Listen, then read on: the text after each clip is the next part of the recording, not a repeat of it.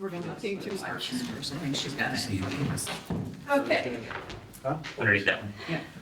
First of all, I'd like to thank all of you for your time and effort. I am very well aware of how much goes into the budget process, and it's a lot more work than I think people understand, and a lot more time. And thank you to Mayor Rossi for everything that you did to put it together, and our new city manager for his input as well.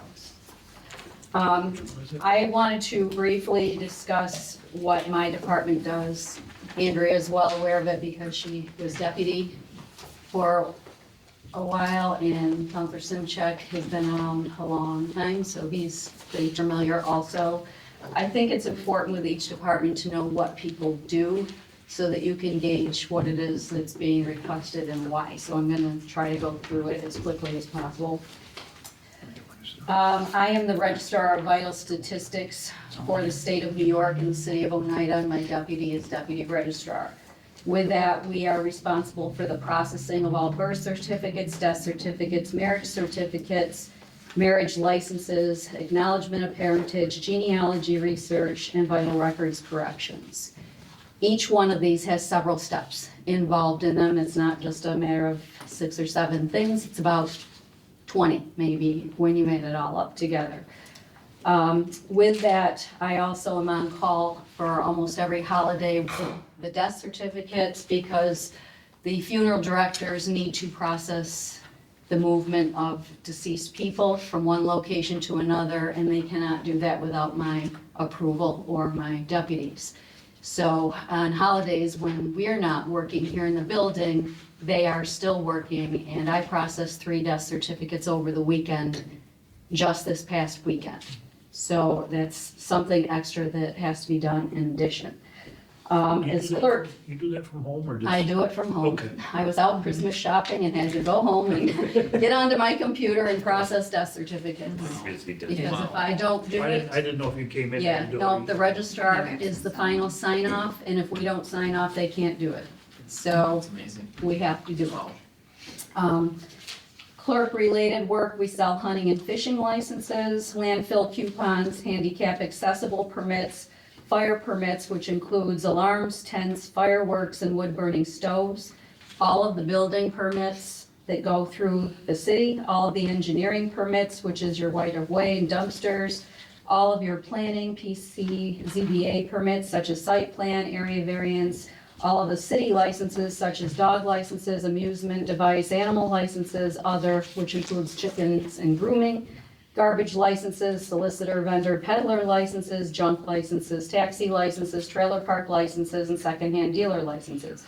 All of these involve us taking an application, processing the permit, processing the payment, accounting for it, and keeping track of who has what in the city. And the annual renewal. And Like the you send out annual notices renewals. annually. Thank you. I know I'll forget something as I Yeah. go along. We also are responsible for gaming licenses, which includes the Legion, Owls, and Elks Club, and their games of chance. Deed stamps for the assessor. Anytime a deed is recorded in the city, it can't go to the county, or it's not supposed to, until it comes to my office first and gets stamped, and we take the payment for it and record, take care of it that end. We have notary service, we do all the vouchers, legal notices for all departments, notice of claim and litigation. I am the records retention manager for all of the departments, which means at the end of every year, anytime anybody has to destroy records, they have to provide it to me, and I have to maintain a log of anything that gets destroyed.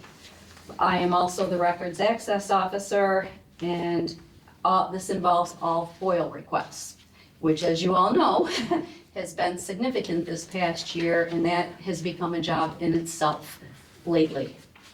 Is that, you've seen an increase this year, obviously, or? Yes, Okay. Exponentially. yes. And daily, weekly, monthly, and yearly reporting and reconciliation. As far as administration, we also offer secretarial support to the mayor and city manager. This year, in January, we eliminated the position of secretary to the mayor because, in all honesty,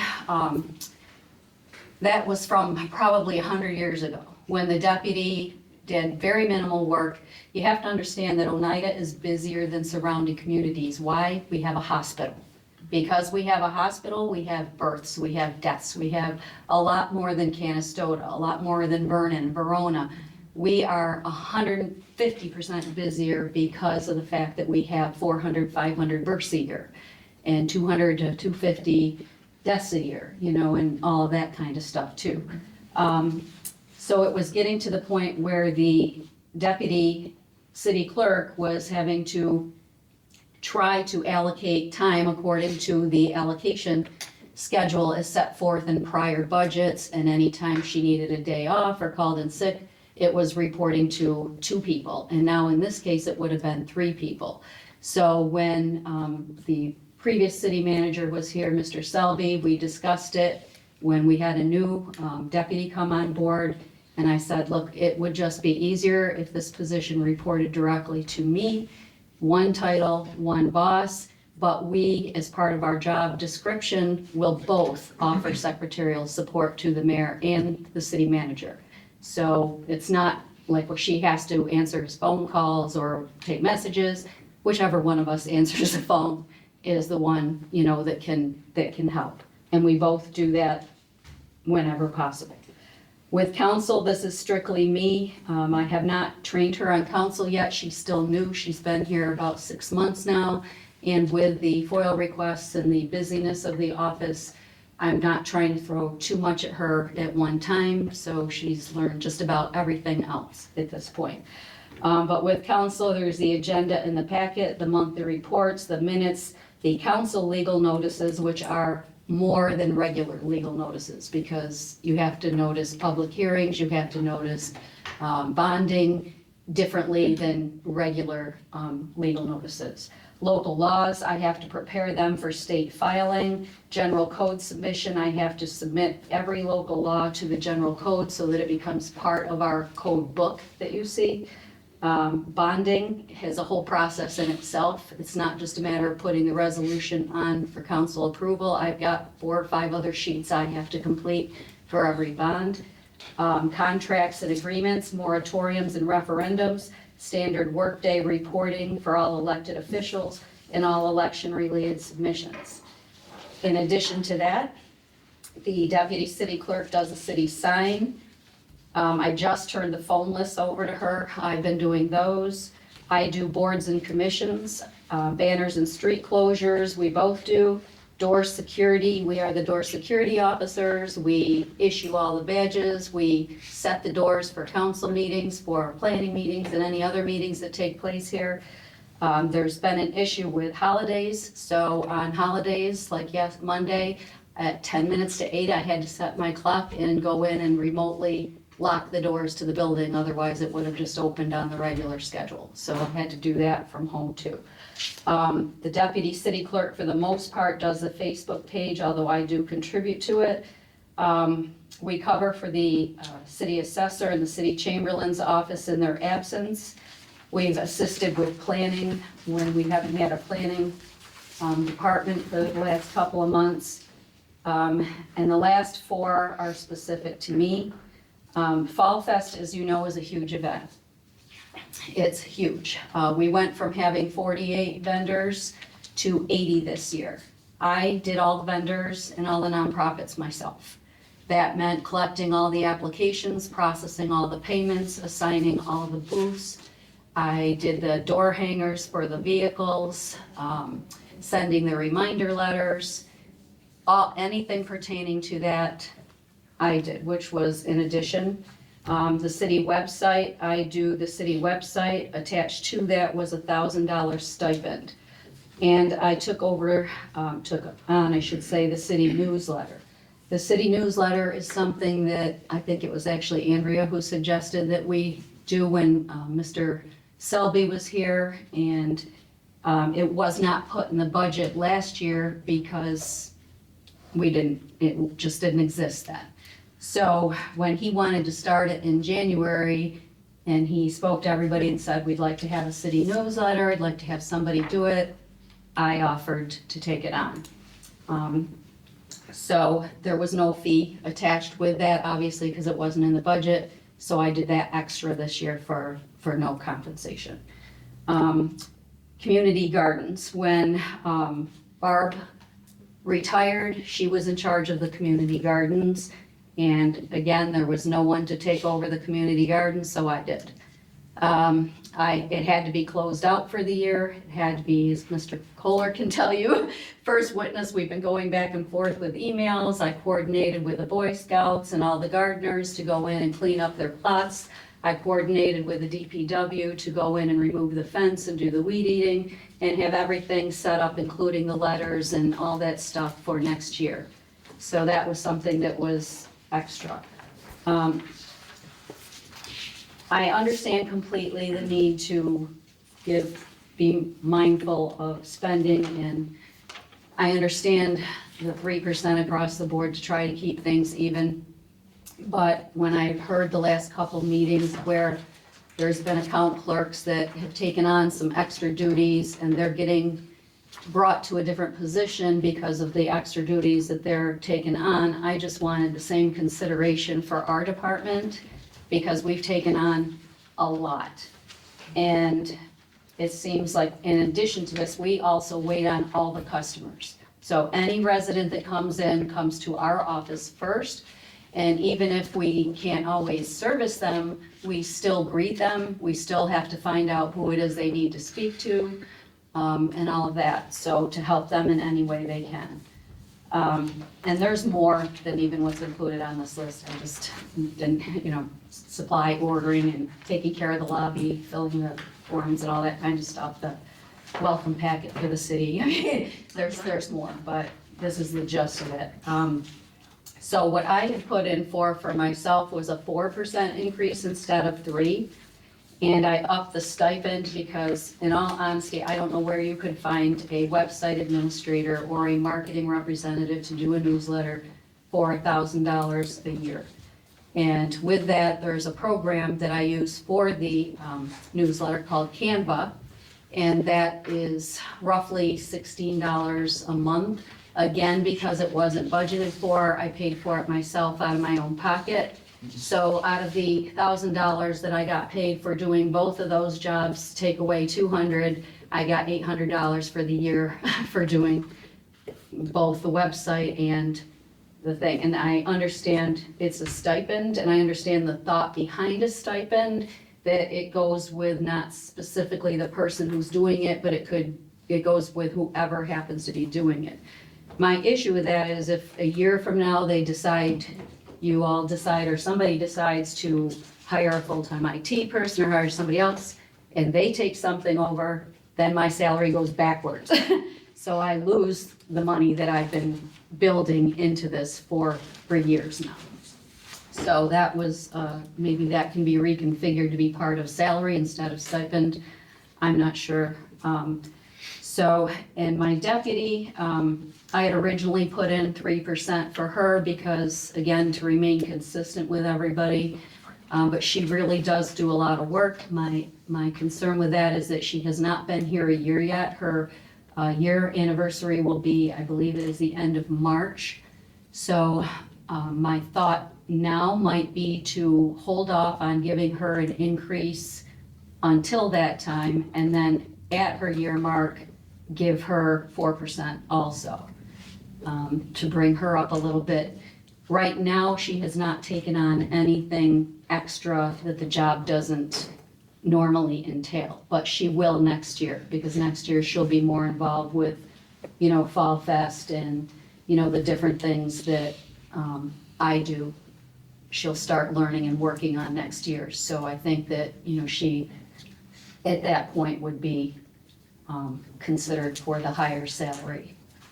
And I know last year, I don't know if, I think it was this year or last year, they did not give anybody increases who had been here less than a year, but then they went back and gave it to them retroactive to their year date.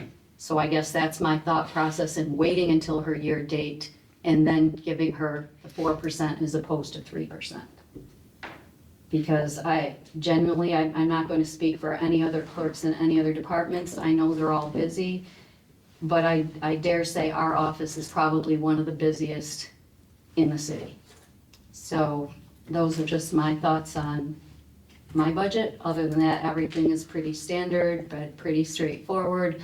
I just wanted you all to kind of see on paper what it is that actually goes through our office that we have to do on a regular daily basis. Thank you very much. Thank you.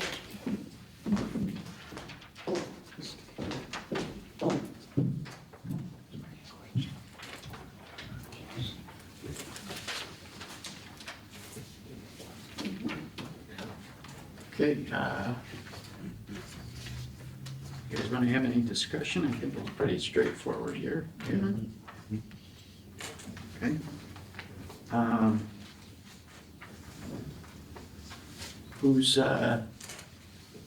Who thinks they're gonna take the shortest amount of time, and then we'll go to the longest at the end? You wanna go? Well, good evening.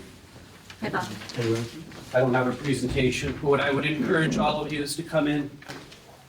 We could show you what we do. I think you'd be impressed with all our record retention, with all of our spreadsheets. Basically, every single action that we do is recorded. It shows the follow-up action or completion. We do a very good job with that. Very few things fall through the cracks. And a big part of that is Jeannie. Hence the reason why I supplied you with what a clerk's job is and what Jeannie actually does. I'm not going to go over it. I would also encourage you to very much consider that and as well come in because she will give you a show and tell. But we need to take care of our people, especially with the way the inflation's been. The clerks, we all know what they make, and we want her to stay here. I know I do. So I really strongly encourage you to up her because she deserves every penny of it. My budget is straightforward. It's basically the same thing every year, and I think the majority of you have seen it in the past. Really, the only significant difference is, and I by no means disagree with it, the clothing allowance has been removed by Mayor Rossi. I've talked to City Manager Kyle. I don't know if you would like to say something about this, or if you want me just to go ahead. Yeah, so the $500 a person, I did feel was a bit too much. However, I think nomenclature is important here, and instead of saying uniform allowance, it's more apt to call it personal protective equipment allowance. And the way I envision it is, you're talking about gloves, knee pads, steel toe boots for the guys, stuff that makes sense for them to have as inspectors out in the field, right? You have the standard for construction workers is the standard you have for code enforcement folks. So, I don't think $1,000 is out of the question for that equipment. My own 2 cents. Thank you. So being that we've been through this before, do you have any questions for me? Otherwise, it's straightforward. You said 1,000%? No, not a person. Total. No, Total, okay, 1,000 total? Yeah. Good. Yeah. So essentially is we'll be buying the majority of our clothes. So if it's for clarity, we won't necessarily be buying a polo shirt and embroidering it. You can't expect us to do that. But we will be reflecting that of like a foreman or superintendent in the construction world as City Manager Kyle and I discussed. Everybody's thoughts? On 1,000. I'm good with that. I'm okay with that. Yeah. Yeah, I mean, so it's gonna be more, so you'll all be uniformed more or less as far as, We You know, will be you- dressing you- professionally in that, as we discussed, and of course, Kyle is my superior, but we have discussed it at this point, it will reflect that of like a foreman and supervisor. Granted, we have these now as they wear out, jeans, polo shirt, button-down shirt, and that's how we have discussed it, so if everybody is in agreement, that's what we were thinking. That sounds fair. I have one question. So the other departments, they were looking to go from account clerks to senior account clerks. So what's the difference between an account clerk versus an administrative aide? The reason that I recommended that is because my account clerk does basically the same thing as Kathy Erdo, who is an administrative aide. Okay. So to keep them on the same plane, and dollar-wise, it's a couple of cents. If I remember looking at it in the past, granted, I haven't looked at it recently, but that's minimal. Similar to a senior account clerk. looks like. We should have been able Description. to be able to train in different positions as well, be able to help out in different areas as well, right? Just to kind of, they're able to take on a little more workload than your average account clerk, right? It is. Yeah. In all fairness, she's getting paid of the account clerk, but she is doing that of an administrative assistant and has Already. since day one. Okay, and I thank her very much for that. She's great. I agree with that. Yeah, totally. And I think, she goes out, she doesn't mind helping Sandy out front. So she's a team player, like honestly, like we all Always with try a to be. smile. She's Very great. good. Yes, she is. Okay. I support that, totally. Okay. Any other thoughts? The lot mowing, what is that? That's one of the few areas that we can levy on properties. So what we do is we go through our normal cycle, door hanger, order to remedy, set an appearance ticket, we then dispatch DPW, and then we bill. And then if they don't pay, we levy. That's where that comes into play. If you remember from last year, $75. What I think we asked this question last year. 150. 150. 75 is for housing. $7 for housing. 150. Yes. Okay. I remember that was the question that came up last year. I know- Nowadays for mowing, 75 would be almost too fair. That's what we discussed last year was how some of these people. But It's a DPW seal actually goes out and sometimes. does that. We verify, that's why we bill. So we'll go back out the way that it works with us. We will, right before we dispatch, we give it a day, we verify it again, because we don't want to just send them out for no reason and waste their time. They will then go, then we will get an email from DPW verifying that they did it before we bill.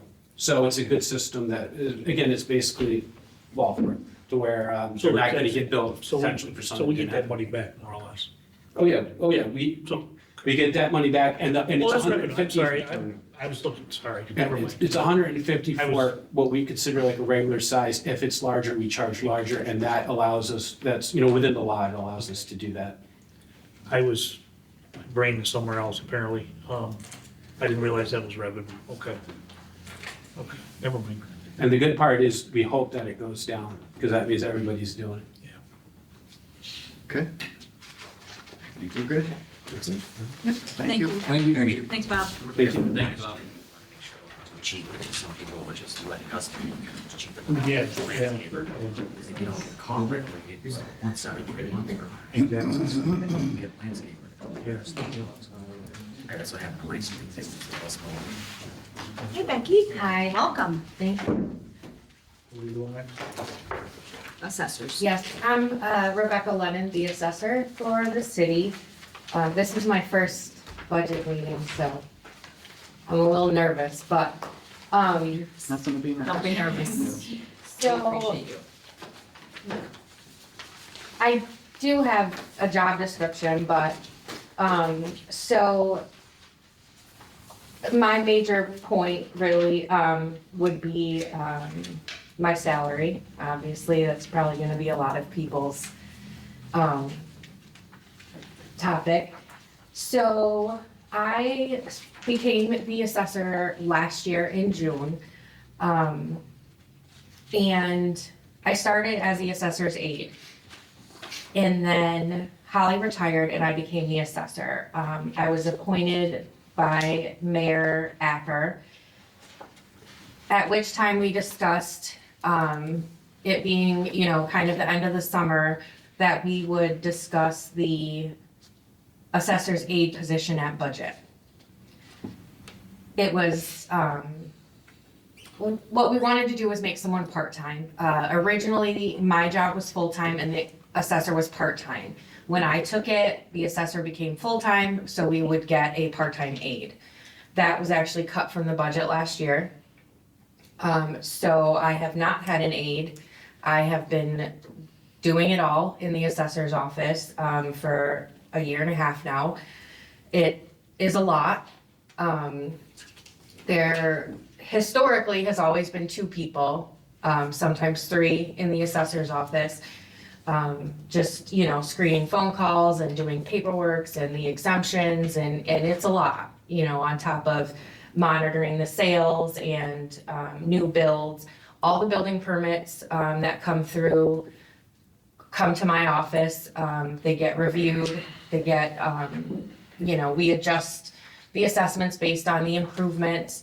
I then go out and take pictures, try to keep them RPS, which is our property system, updated with all the, more recent pictures, more recent information. Sales, every sale that comes through for the city comes through my office. There's quite the process to that. All the deeds have to be recorded.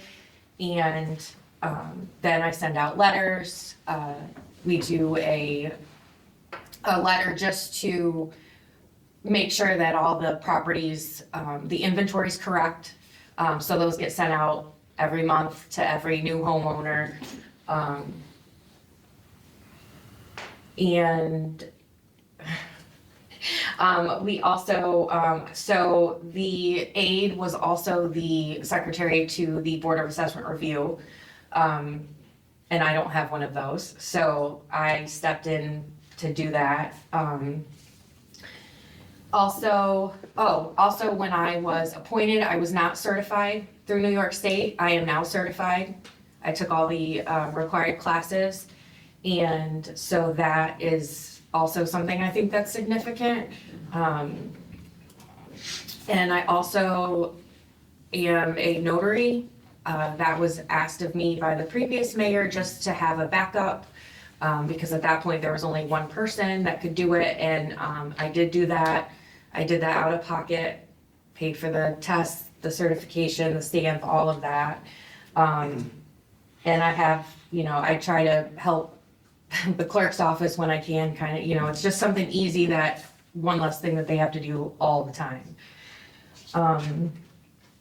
I've also done some streamlining of the record keeping. The previous aide was there for a very long time. So there was, and she's magnificent. I still call her now if I need her. But there was, some old school stuff that, we used to record the deeds with a typewriter, and I no longer do that. I have an Excel spreadsheet workbook for that now. So, I try to stay on top of things as much as possible, but I'm also trying to improve and make things a little bit easier for myself. We just worked on and just passed the senior agent exemption limits for that. So that's a big undertaking, and it's, really important for the senior citizens in the city. As well as a Cold War vet. That entails a bunch of work that has to be done now. All of those people have to be manually changed in the system. And I just packaged up 124 letters for the seniors. And I have 39 Cold War veterans that all have to be, once the county enters the code into my system, I can go in and I have to manually change everybody to make sure that they get the exemption that they deserve. I did ask for a $15,000 salary adjustment. It's notable that the assessor is the lowest paid department head, significantly lower. And now that I don't have an aide, it's a lot more work than what it was when we had a part-time assessor.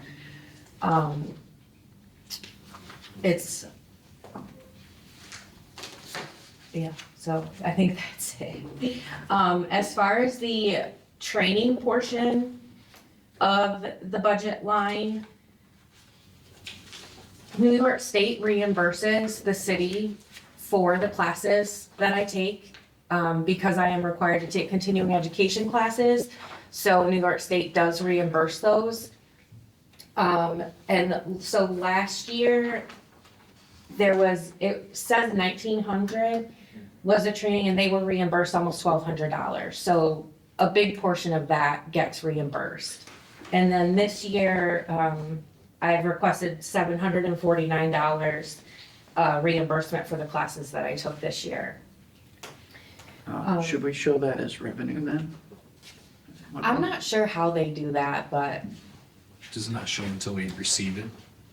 I'm assuming that's probably what she does, because it does, a portion of that goes back to the city, and then I pay for all of my meals and my mileage up front. So the state will reimburse me the meals and the mileage, and they reimburse the city for the classes and the hotel, if a hotel is needed. So I guess I'm wondering what line would that fall under when we do receive it? I think that would be a question for them. I would say it'd be a Yeah. legal question. Yeah, because I've asked her, and If it's if we're accounting for it in another line, or if it should be added to the assessor revenue line. Yeah. Can I ask Question. So what was the revenue you put in for? $749 this year. $749 for the training and then meals? Well, that was for total. Oh, total? Yeah. That's meals, training, Mileage, the class, and the hotel.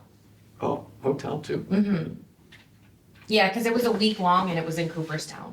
Okay. So So- training, meals, mileage, hotel, all right, I will ask about that. It does take the state a very long time.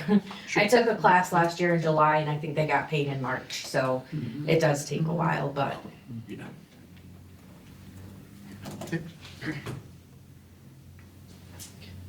So the tertiary part, so when we go to the bar, if there's any commercial businesses that want to, fight their assessment, they want to grieve their assessment, it would then go to tertiary. I have 5 in. We just settled with one today, I think. But that portion of it, I've never gotten a bill or anything like that, so I don't know how that works.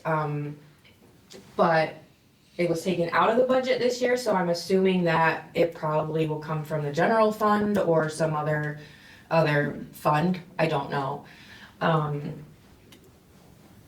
And then my contracts, I believe that goes for the Board of Assessment Review members. There's 3 of them, and they all get paid for that. And previously, so for 2022, Pat was still contracting the former aide, so she would come in and cover my days off. And if I was gone for a week for a class or took vacation, she would come in. That's not an option anymore, so when I'm not there, the office is closed. The city clerk kind of diverts them, and then when I come back, there's phone calls and there's emails and there's paperwork and all that stuff that's, piled up because there's no one else that can do it. So.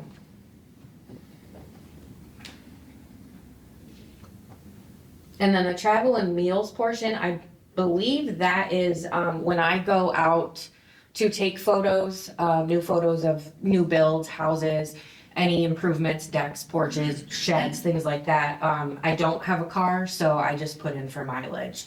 And that's minimal. It's around the city. I mean, even on a day where I, bounce to 6 or 7 houses, it's, 12 miles maybe, something like that. So that's very minimal. Okay. Sorry, I don't want to cut you off. No, you're okay. So here's my thought. So you work kind of closely with codes after building permits and that Correct. type of thing. What is the thought on if we do increase the codes account clerk to an administrative aide, sharing a portion of that? Jeannie's so busy, I don't think that's even an option. No? Mm-mm. A lot of these clerks are very busy. And She's so busy.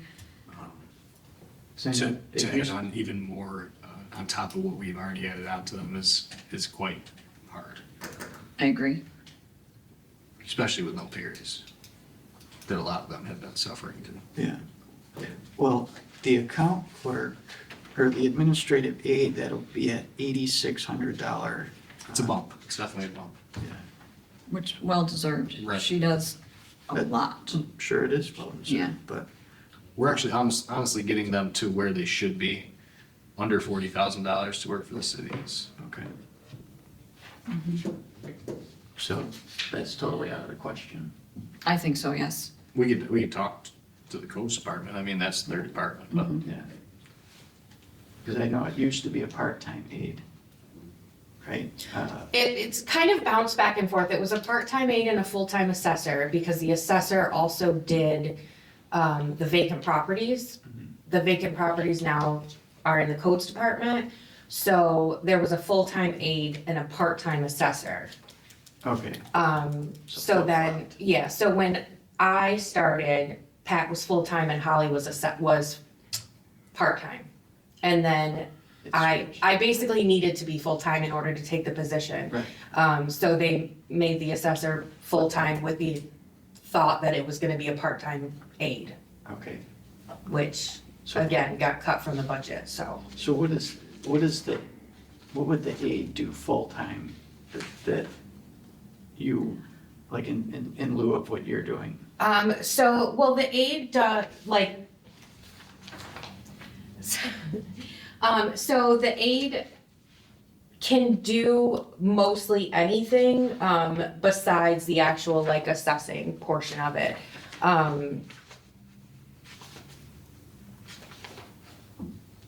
They, they can, put in the sales, and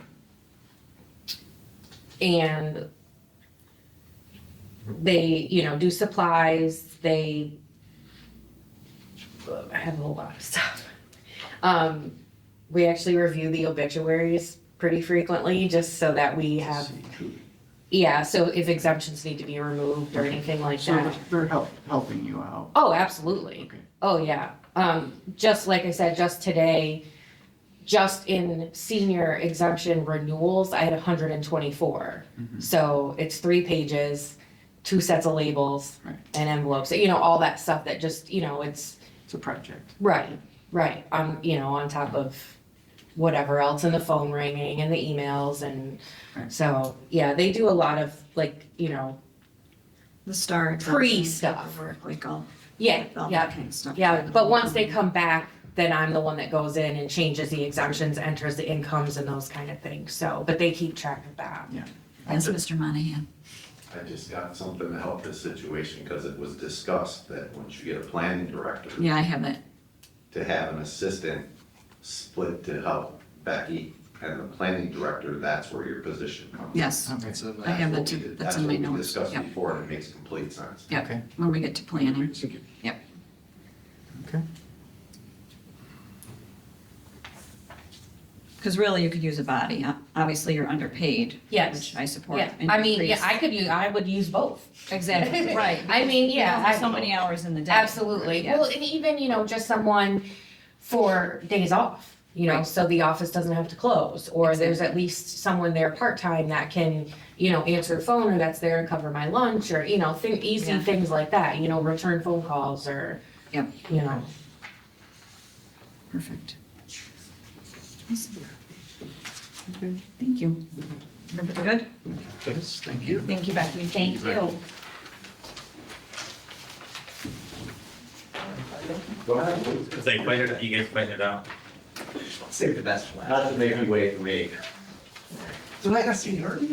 Alright, you're older than me, you go first. That's really bad where it comes into me. Oh,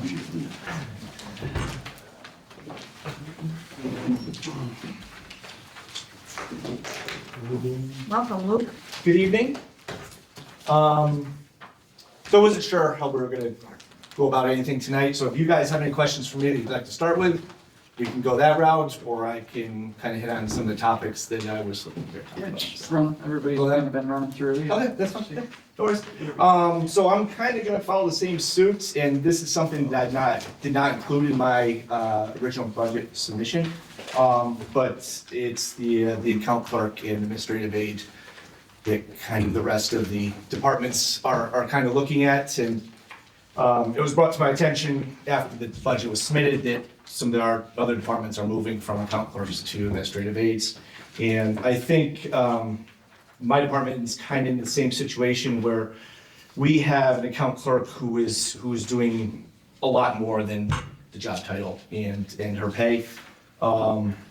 So that's something I was looking to discuss and see where, that might be able to be worked out, and go from there. Currently, the account clerk is scheduled to make $39,000 for 2025. She is doing way more than just the account clerk. I mean, that we went through the administrative aid title, and everything on there that's under the administrative aid, she is currently doing. So, this comes down to where if it doesn't go through the budget, she doesn't get the raise. I think it's gonna be a union issue where they're gonna start grieving some of these things, which is obviously a process that can be done. But if we maybe take care of things ahead of time, something we're looking at. So I guess as an administrative aid, for 35 hours is $46,828.60. So that would be, roughly an increase of $8,000.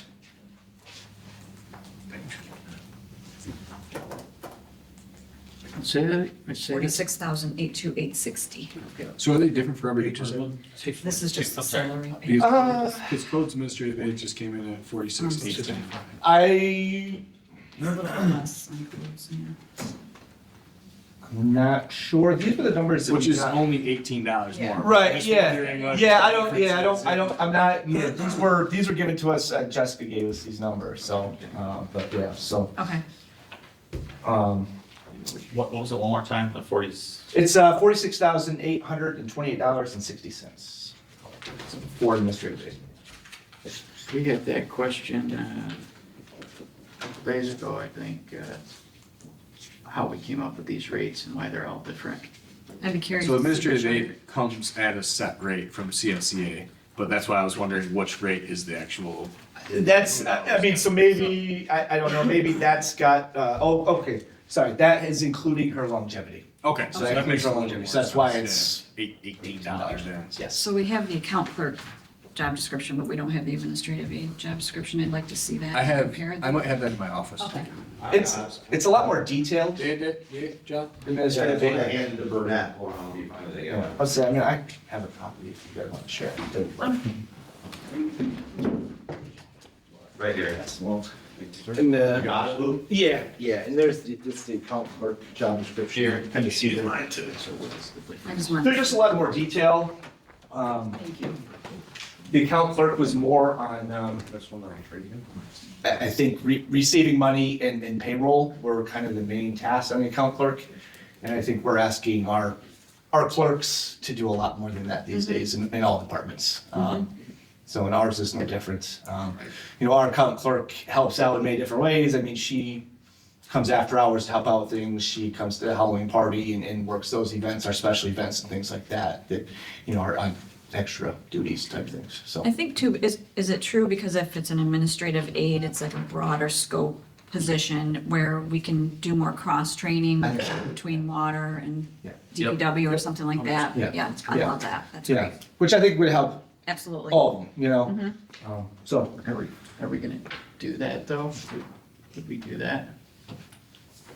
We should, We should. especially with some of the, with the Chamberlain office, with the clerk's office, a lot of, the Chamberlain's not a lot, quite often. So having someone be able to fill in, and Tracy is the only person upstairs now, so now we have nobody to fill in downstairs. Right. So I believe administrative aid. To do all Or that. Shelley's hour. Fill in another Tracy's hour, anybody's Do they have hour. time? That's the other problem we're running into. That's- Is that they yeah. have time now, because that's the problem we're running into is that If we do they this, may be willing to help, but they're too busy. is that something? Either way, they're already taking on more job Oh, load yeah, no, and I- should already be paid for this job. I'm just saying, I hope they're not too busy to be able to do any of this, would be great. Well, so what they do, would they cross-train is that? Check with Leanne on that, because we had offered actually to be the backup to that, because we were already doing it anyways, other than keying things in and taking cash. And there was reasons why we couldn't because. Oh, with the Chamberlain's office. With the Chamberlain's Yes. office. There, she gave me like 3 or 4 different reasons why someone else couldn't just do it. So It could be an elected official thing too. it might Could be, I can't But even remember. beyond that. Yeah. with Yeah, all the yeah, other just check with departments, her to just- see, because there was reasons she said why we couldn't do it. Mhm. Because I don't see that happening. What, cross-training? Cross-training. It should. I mean, we need it to happen. Could they put that in place, or is that something we would? Administrative aid by definition is flexible. That's Yeah. why, that's the So, beauty that's- of it. That's, Yeah. that's the title. Yeah, that's the strength of that position as opposed to an account clerk, which is Right. singular to that account. But I So, think, yeah. and correct me if I'm wrong, I think what Steve's saying is if we're already stretching everybody so thin, how are they going to have time to learn Cross-training. something else? My thing is you're stretching them so thin because you're already giving them more job responsibilities, they should already be getting paid for it. So we're not going to cross-train them. We should cross-train them, but we should also pay them for what they're doing. So say we pay them more, or Now they're able to cross-train. and will we implement that? By paying them more money, they're not gonna have more time. Right. You can pay anybody more money, they're not gonna have any more time. Right, well, I think you need to look at that. There needs to be Well, better again, time we need management. to pay them need for to- what they're doing also. Right. Well, And I don't think, when I say cross-training, I don't mean they know everything about the other person's They can job. They know sure. enough to be dangerous. Right. If somebody's out sick for a few days, Sure. they can jump in and answer some phone calls or something. 100%. Hey, But would Like we that. actually implement that? I think We're we would implementing like it right to. now without even doing it. The clerk's office has to do it every day. I was, that's, I yeah. mean, literally, so I don't, You know, like organizationally, right, it's, Yeah. I don't know if maybe we do have a codified smart policy, but right now, I have not had one interaction with any of these clerk positions, these account positions that they're not double and triple headed, all of them. But not different department. They're all helping out. I've seen some that, I mean, you know, Sandy's all over the place, Tracy's all over the place. You know, Becky was just in here, she's all over the place this year, all the time helping out people. It's rare you get somebody, and I have not experienced it, that said, no, that this is my lane and I'm only in it. Okay, You perfect. know, everybody's kind of, and that's more of a management philosophy that I bring as well, you know, that no wrong door approach that says, look, you know, we are a little bit understaffed here, we do have to play ball. Everyone's gotta be an active part in this, and that's the expectation that we set. With an aide position, I think you go into it making it very clear that that's what the expectation is as well. You know, you can set that standard in the bar that says, you know, whatever that direction we wanna say, who's filling in for what, you just make it clear that that is the nature of the job, Okay. you know, the That's- expectation. Yeah, and if we're gonna do this, that's something, Mhm. I mean, I totally I agree think that's with the that. expectation. I think either way, they need to be paid for what they're doing. So, Yeah. Perfect. Sorry. Thank you. No, I appreciate the discussion, that's fine. Any other questions on that topic? No, Okay. thank you. All right, so I'll go to my next ask that is on my list here, that's highest up, is, so I asked for a second full-time maintenance worker, that was cut from the budget. So I would request or ask that I receive a seasonal maintenance worker in that position. So I was looking for someone at $16.50 an hour, 40 hours a week for 32 weeks. Say that one more time, sir. $16.50 an hour, 40 hours, 32 weeks. Comes out to $21,120. This position is especially key because they would start in the early spring, which is kind of when we're a little bit busy as far as our maintenance going, trying to get all of our parks open, fields ready, you know, grass is ready to be mowed, we need to clean up leaves from the spring and get all this going, and it's just, I have one maintenance guy to do all of those tasks. Until I have other maintenance that come on, but they don't come on until May. So I basically have one maintenance guy for, you know, a month and a half, say April 1st is kind of when, you know, that time frame is when we start doing those things, to do all of that, and it is just a lot for that person to do, and more than they can handle. And historically, I've had the two maintenance people, I know in the past they've been seasonal, but I've had two seasonal people start in that April timeframe. because for that reason that we have so much going on at that time, just to get everything open and going. And it's not that once we get past May that there's nothing for them to do. There are still plenty of things that need to be done, but it's just crucial to have two people in that time to get more done and get things done so we can stay caught up with things, so. Any questions on any of that? Luke, when it comes to the, maintenance, outdoor maintenance folks, do you have any, and again, this goes to more of that cross-train mentality, but Sure. do you ever have or pull anybody from like DPW to help you out or? We have, yep, yeah, we work with DPW pretty closely, as far as doing tasks like that, but it's, it would be, I would almost have to ask for someone almost every single day from them. Yeah. And I don't know if that's, I speak out of school here, but Pay somebody. I think that would be tough for them to do, to get you somebody every single day. That'd be like 30%. Then an MEO, yeah. Yeah. You know. Luke, you even do garbage cans that OPD does now, right? No, DPW does take care of those. We take care of the ones that are in the parks, but DPW is handling the street ones, so. So you're asking the amount to go from 212, 757 to 233, 877? So just an increase of the 21, 120? Yeah, it's that increase. Salaries or maintenance salaries? It would be 103. Be one Oh, of three. okay, sorry. So It'd be- never mind. it'd go- sorry, Never mind, yes, it'd be scratch that. 103, Okay, yeah. so the, So the full-time was in 101 because it was gonna be a full-time position, but if it was gonna be a seasonal, I'd put it in 103. okay. Correct me if I'm wrong, Mhm. but you had the two seasonals and ended up losing that second one when you requested to go to having the full-time through a series of, not getting the full-time, but then the part-time, or the seasonal didn't get put back in, am I correct? Yeah, last year the season wasn't put in, yes, yep. It was kind of, I guess you could say an oversight that we removed it to begin with. He had removed, Well, it kind of, it was similar to this, last year was similar to this year. So I requested a full-time position last year. It was cut from the budget. And I requested the seasonal, and it wasn't put in the budget. And then we struggled this spring to kind of keep up with things. I mean, I'm not, it was difficult to do, so, but yeah. it's open parks, it's. Yeah, I mean, not every park is the same, they're all different, but, we have 14 parks. So it's not like we're just handling that's in Allen Park, the ones that may be the most visible.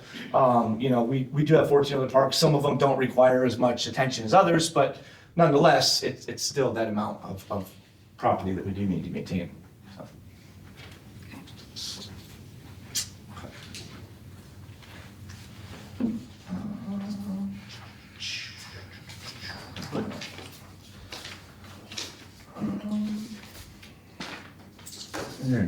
Alright, the other one, I believe, I had requested, a mower purchase, which was removed from the budget.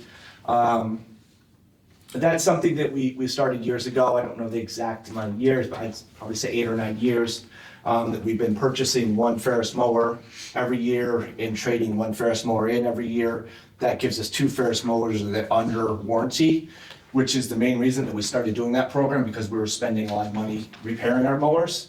So doing that program has worked out very well over the years. We have not spent any money on maintenance on our lawn mowers since we started that program because they're under warranty. So this past year, the mower we got from White's ended up being basically a Lemon. And there were some issues early on that we took and they repaired them. They gave us a loaner. Eventually they ended up replacing the whole motor on it. It didn't cost the city a thing. And we had a loaner the whole time. So that's something that I would like to consider to possibly put back in, just for that one reason, that it does save us repair money. Going into 2025, we would have a 3-year-old mower and a 2-year-old mower. So I mean, it's not like we'd be working with, aging equipment, but it is a good process that has been working out for us, and I'd like to try to see it continue. What's the, can you guys, can the Rucks take over all the mowing of the city? Why? We just don't have enough guys. So we have basically 2 guys that do most of the mowing, along with, some of the field work and things like that. But I mean, we're mowing close to, I wanna say 70 to 80 acres a week in our parks. You put about 200 hours per mower per year. Roughly, yeah, give or The only take. reason I say that is that I'm looking at one of the trade-in sheets when I did, because we get about, I think the last voucher I signed when we did, we got like $10,000 trade-in. Yeah, so I have the It trade-in had sheet 400 some here. hours on it. That was a Yeah. 2-year-old mower. Yeah. So, well, and just, I mean, just what, I mean, DPW's, they actually took over some of the spots that we mowed just because we were having trouble keeping up with those. I would rather pay, again, I'd rather pay somebody $16.50 an hour rather than $30 an hour. No, I understand that, yeah, no, I understand. I mean, Because- And then, even if we were able to possibly hire another part-timer, Yeah. if, that would still save us money. sure, I mean, that's something that I would be willing to look at, with you guys, if, I had the chance to say we got one more person, what else we would be able to handle, but I would be open to that, Because right now, we're looking at possibility of buying a mower for you guys, a mower for DPW. Why? Well, when we can just, Sure. again, shared services. I believe I believe we did look at this. We did last year. And we may have even done it like pre-COVID too, of having one crew that just did the mowing. Yeah. And I don't recall exactly why we didn't go that route, but it has been looked at before, and I would be definitely open to looking I'd at it like to again. visit that, Okay. actually. Sure, yeah, I mean, that's, It's something I'll look into as well. I think that's a good idea, I don't know. Rather than, like I said, hire, even if we have to hire another part-timer, it's still better than paying an MEO mowing, all they're doing sitting on a mower all day long, Yeah, good point. Well, and you gotta keep somebody on your mower for $16 an hour that keeps showing up to work every week. Is it hard to get part-time help when you? gonna say. it's, I mean, it's a struggle, but I don't know if paying them more is gonna, do that, is gonna make it any better. I mean, that was one of our reasons for wanting another full-time maintenance guy, is it's just, it is tough to find seasonal maintenance workers, for a portion of the year, for $16, $15, $16, But, we found people in the past. I think I have some good returners from Pat last year. They're gonna be coming back. So I'm confident that I can fill these positions, but yeah, I mean, that's the world we live in nowadays. I mean, I think all part-time helpers, there's help on sites on every place you go to. So, we're no different than that, But I do have to trade in, for our mower. So they were gonna give us $10,500 for a mower. A new mower is $15,188, so we'd be getting a new mower for $4,688. And obviously, we'd have to go out quotes for that because it's over 3,000, but that's just. How what big I is have that in mind. mower? They're 3,200s, so they're 51, 52? I don't think they're 60s. Or no, they are 60s. 61 Yeah, inch. 61 inch decks, yes, I'm sorry. Yep. I was gonna say, because I was actually, for another reason, looking up through another place in South Ferris. A lot of them were under 10. That's why I'm wondering why. We do go with the commercial model. We do go with the commercial, so I don't know if that Okay. changed price, but we would have to go out to get quotes on this because we are over 3,000. So this was just what we got from White's because we've dealt with them in the past, so. This number could come in lower. Christie. All right, The AEDs, who maintains those? we, with the fire department, when they have someone come in to maintain their AEDs, we send them over and they maintain them. We do pay for it, but we do it on their schedule, so.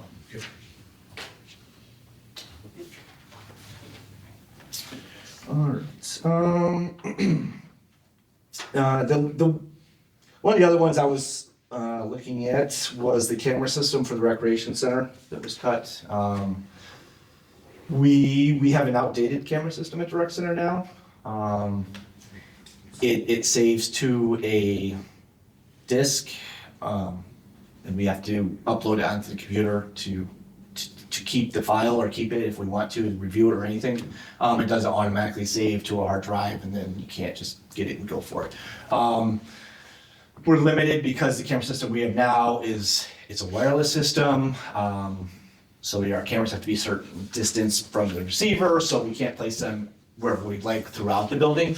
So I did receive a quote from Adu for $10,000. That would outfit the rec center and the back of the rec center. That would also keep an eye on the dog park and the back parking lot as well. There are some funds in the dog park account that could be put towards the camera system. I believe around $800. And the residents that use the dog park have raised some money to put toward a camera system as well. I believe they're around $1,000 that they would be willing to put towards the camera system. So the full brunt of that wouldn't be on the city. Obviously, the majority of it would be. But yeah, we're getting into a world where, cameras are pretty common pretty much every place you go. And we probably have the busiest building in the city with the worst camera system. We've all seen the recent. And security system. We've all So, seen the recent. yes. around town, too. yeah, of Higginbotham and Harmon Field. So, that's something I definitely like to consider and look at if possible. So, those are gonna be I'm not gonna go any further on any other asks. I know it's a tight budget. I know there's a lot of things that need to be put in there. I mean, those are my main concerns. Obviously, I had other things in the budget that were replaced, but I think we can work around some of those.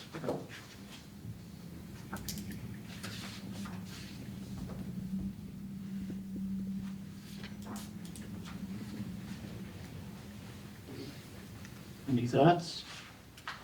One of the things that were cut out of the budget was the park program, which I cut out, which I would love to see back in the city. I'm gonna try to come up with a way to fund it with certain things that we can do, but I think that's something to just put on everybody's radar that I would love to get back on the budget. But, I think it was a $50,000+, 53.4. So I think maybe if we can get some donations, maybe if we can do some things to try to Is there any grants out there for stuff like that? grants, something to try to make that come to fruition. Yeah, the county offers grants that would fall into that area, but it wouldn't cover even half of that ask, so it'd be tough to outright that grant and not have the full fund for it. But just a quick history on the park program, I won't go too in depth on this, but we get asked quite often, when's the park program coming back? Are you ever gonna have it again? It's not a daily question, but we do get asked quite often. When the park program ended, I don't know the exact year, but historically that program was a free program to city residents. It was 9 to 4, Monday through Friday. In the past years, we were at Betts Field. Kids were able to get dropped off. Staff took them to swim lessons, brought them back, took them to open swim, brought them back. It was a great program. I understand the cost of things. We did try to run a program one year where we had residents try to pay and offset some of that cost. I believe we got like 5 or 6 people to sign up. And it was a minimal. We were charging, it was like $125 for like 6 weeks. It's pennies on the dollar for child daycare, which is basically what it is. And we still didn't get the people to sign up for it, and that was kind of the end of the program. We've tried a few different things of having, counselors at parks for part of the day and have people drop in and do things, and it just didn't really work. It wasn't the same setup. People weren't comfortable just dropping their kids off when they didn't know they had the backing of the Madison County Health Department who inspected the program and, all of those safe checks that you just don't have with a drop-in program. So I just want to provide a little bit of background on that. My only question, do you think that, obviously you think, one, it's gotta be free or it's not gonna be well attended enough for it to matter? I do. And yeah. two, do you think that, because it's been over a decade, that you'll get another, I mean, I don't think you're gonna get 80 a day, but do you think that if we get the 50,000 together, we fund this program, there'd be enough people to? I think so.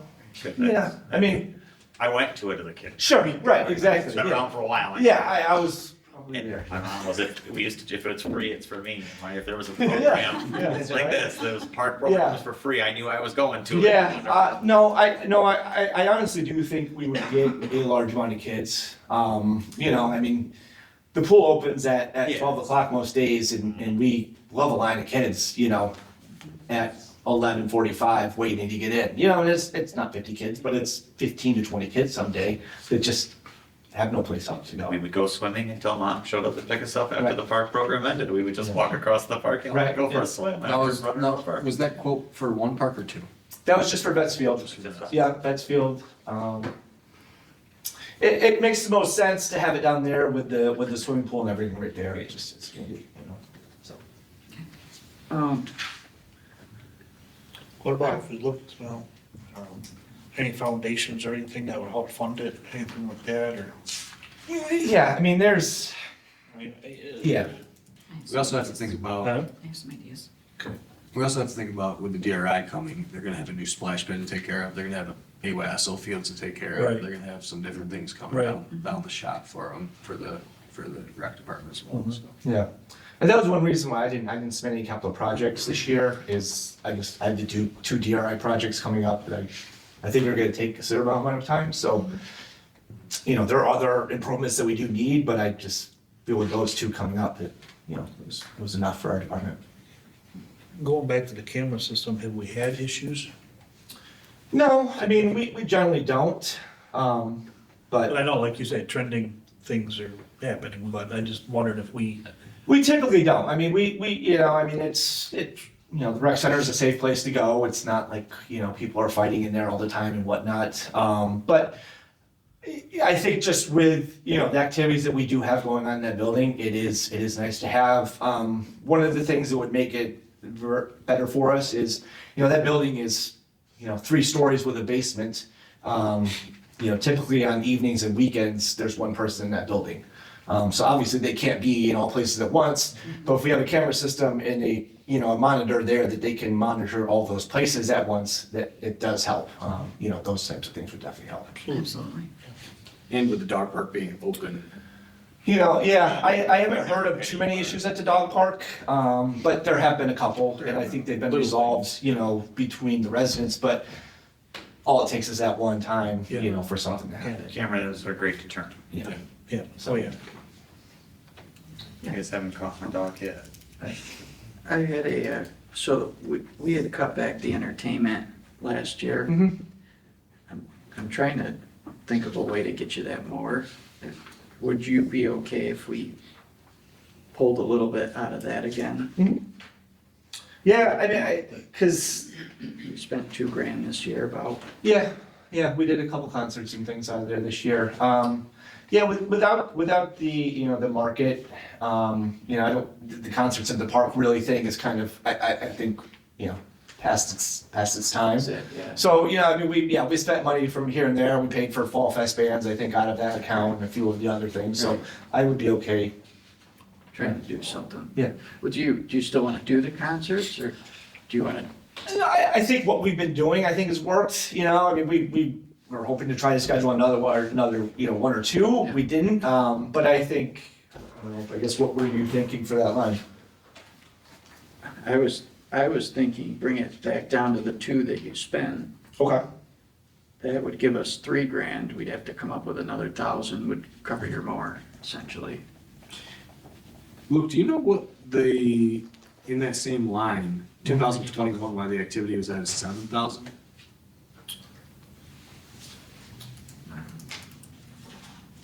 Because it is at 2,000 this year, but I'm just looking back and it's Yeah. a big jump there. I would have to look and see. I mean, we were coming out of COVID there, so I don't know. Yeah, I'd have to look back and see Yeah, no big deal, I just wondered. what we spent that on. Maybe you do one big concert or something. Yeah, I mean, historically, pre-COVID, you know, when we were doing the concerts in the market, we were spending roughly 55 to 6,000 on concerts. Yeah. So that might have been a year where we just spent a little bit more. I may have transferred money into there to pay for, you know, the holiday certificates or something like that type of thing, so. So I wasn't sure with the turnout, I didn't, Yeah, yeah, no, I would be okay with two, you know, if we could do that to help get me the mower. so if we did, so bring that to 2,000. They would give you three. We'd have to come up with 1,068. Well, yeah, I right. say go right for the mower, it's only gonna spend $1,000. If we're gonna continue in our, If we might be able to get that more cheaper too, so. We got a big. we're also on the program there that you've kind of put us on, so. Yeah.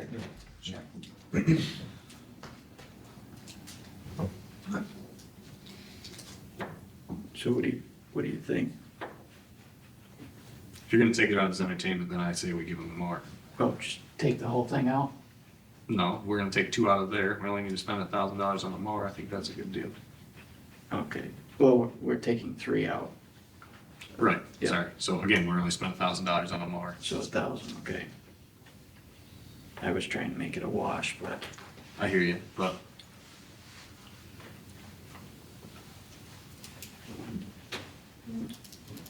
As long as you're mowing, right? More grass. again, we're only gonna get more grass for them to mow with the AOSO fields and the greenhouse. Yeah. Fine. who mows that now? TPW knows that But now. once it becomes a park, So that's why I'm saying the rec should be doing it again.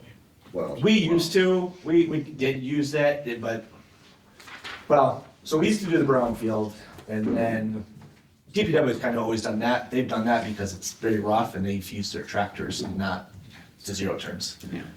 it's not a park behavior. Right, it's not hard.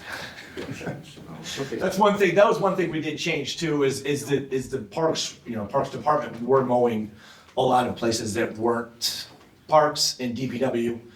We're mowing a few places and they kind of took over some of the park areas, Cleveland Ave median, the arterial along Lennox Ave, the brownfield, and, and then a lot of the properties, that came from the flood, so.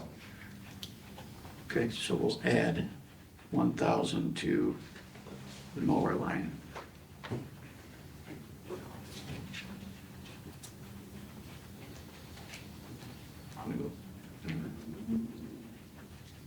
Bring the concert line to 2,000.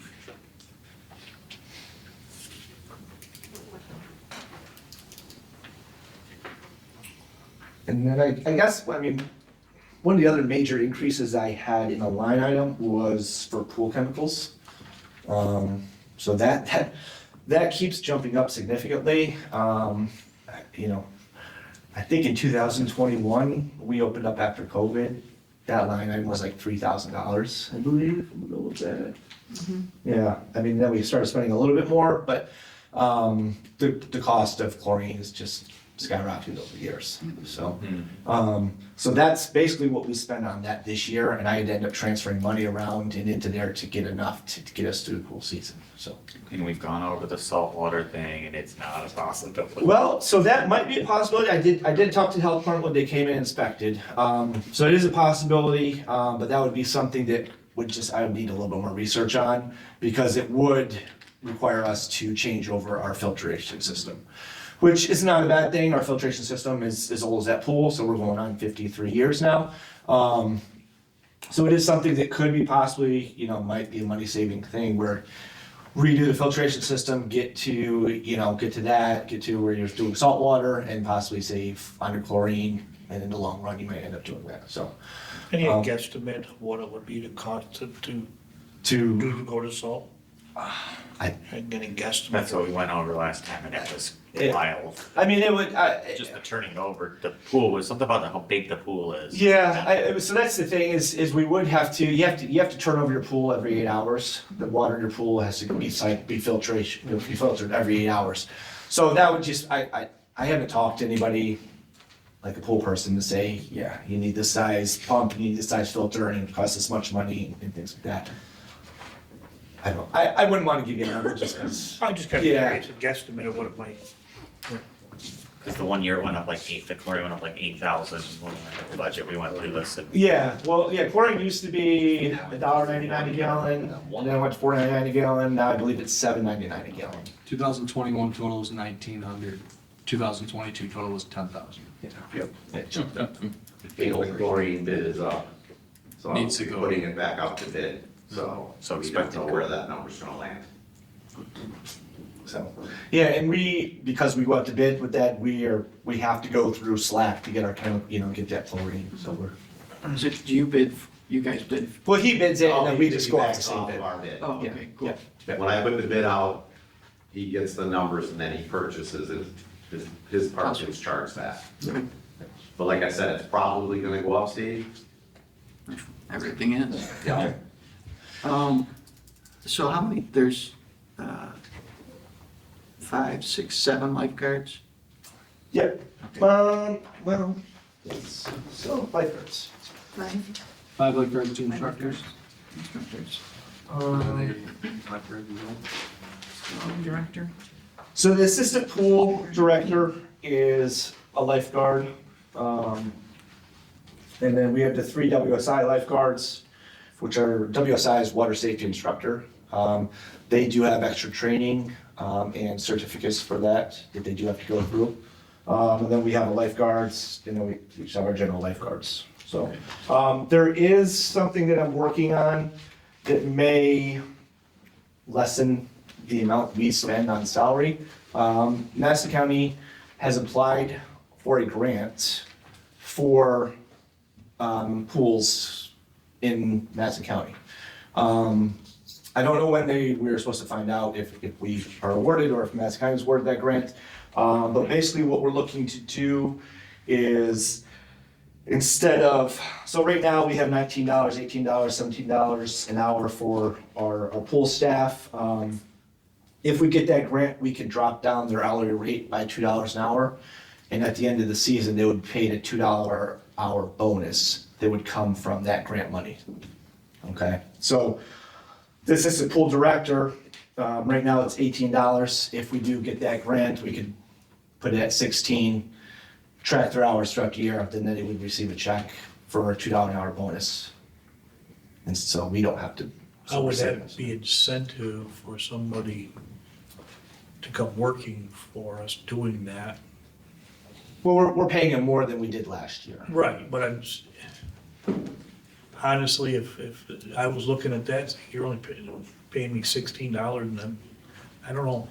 I think that'd be a tough sell to get somebody to hired. So they made 16 last year. So I refigured, I kind of got everything, a few things got out of whack on there. So I got everything to $1 an hour, basically difference, between the pool director, assistant pool director, and then the lifeguards, WSI and the regular lifeguards. Well, it is an incentive for them because we do need lifeguards to work hours, and the more hours they work, the more bonus they would get. Yeah. Okay? Yeah. So it's an incentive pushed out by the state to try to get the pools open longer. So with that, I did include opening the pool at 11 a.m. We've been opening at 12 a.m., or 12 p.m., sorry, recently. So we'd be open 1 hour more. And it does also include paying for their certifications, so CPR, first aid, their lifeguard certifications, things like that. That would also cover that as well. And it would also cover training for new lifeguards too. So past couple of years, we've been working with a woman out of Canastota. She's rented the pool and she's ran a lifeguarding class at our pool. Past couple of years, we've gotten a couple lifeguards every year from that. Next year, we could kind of advertise that if you take this class and pass it successfully and then work for us during the summer, you will get your lifeguarding class paid for, and then you also receive those bonuses on top of your hourly wage. So, Do we offer any other classes that's paid for by the people? Swim lessons or classes, do we charge for any of that? through the pool? Yeah. So yeah, I mean, people have to pay for their swim lessons. Yep. Yep. We charge $25 for resident, $35 for non-resident. And then it's I'm just $1. wondering if we could offer other classes that,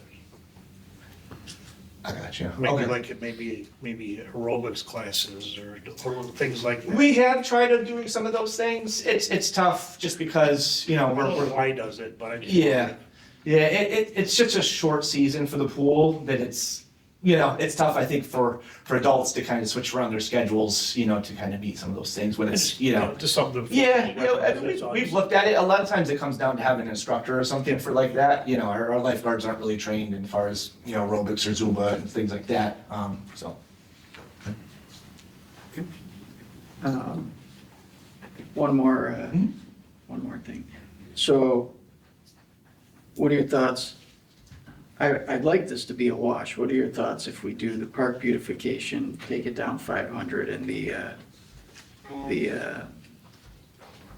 equipment repair and maintenance, 16,000 down to 15,500? Would that make a dent? Would that? Which ones are you talking, Steve? The park beautification is 3,500, take the 500 from there, and then there was 16,000 for 409. equipment repair. That's back to what was in Building 2024. grounds. Would essentially make it a wash. And then still what it was in 2024.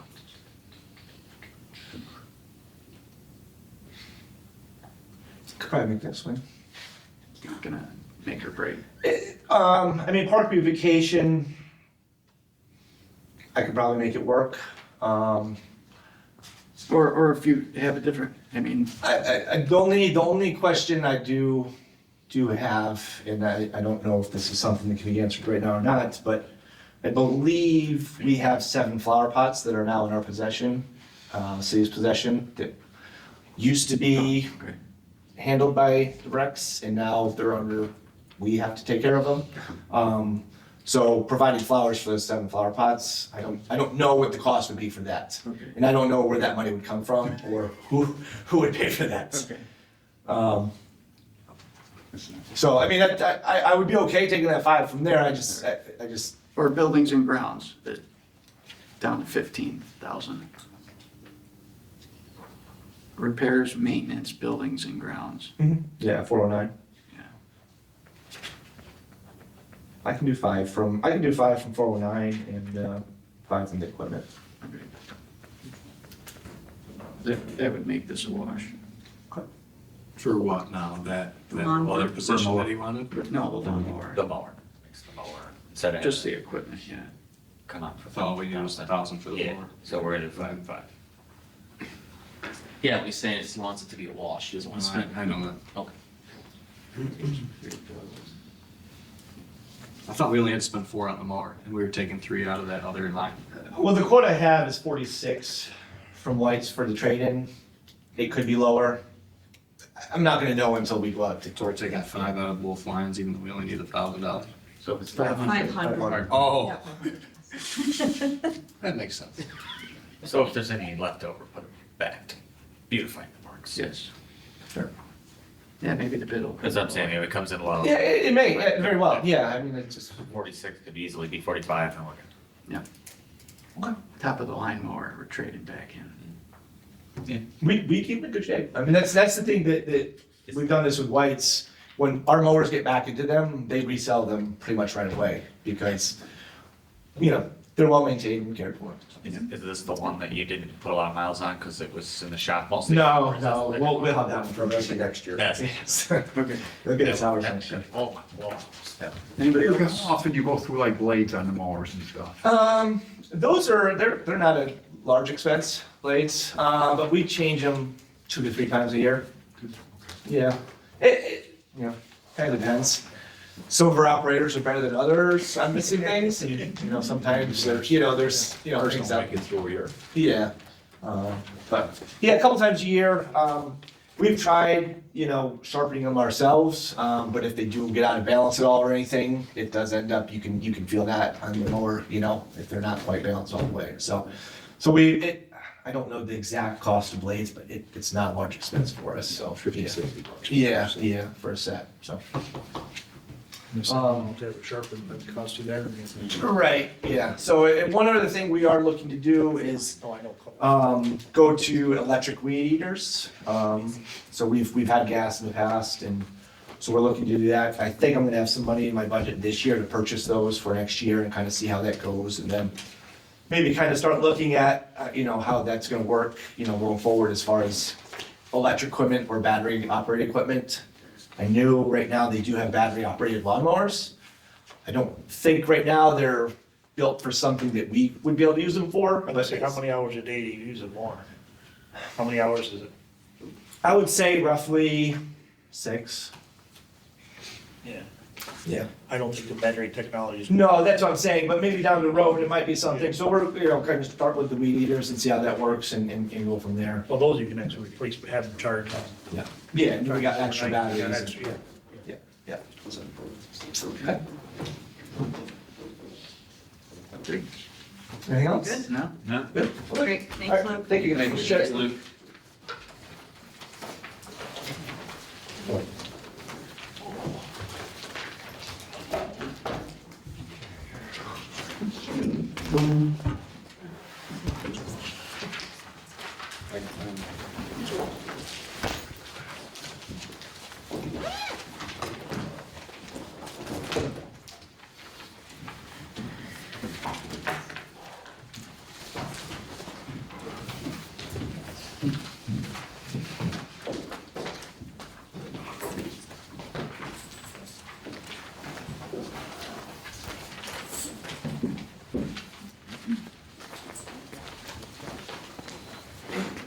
Thank you. Jim, either way, the same new rates are reflected in March bill. Yeah, that's what we're gonna do. Yep, the wording's gonna be changed on resolution 1. Clear.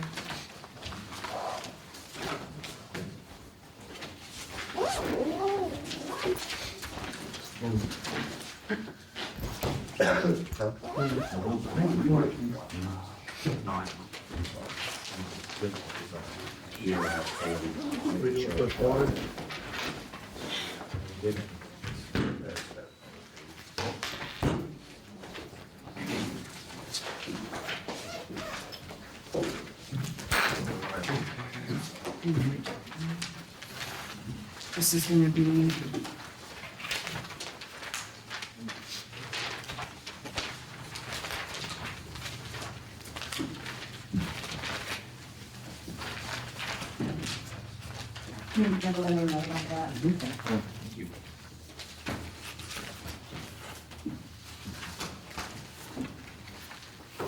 So when we do the resolution this year, with the water rate, this chart is going to be attached.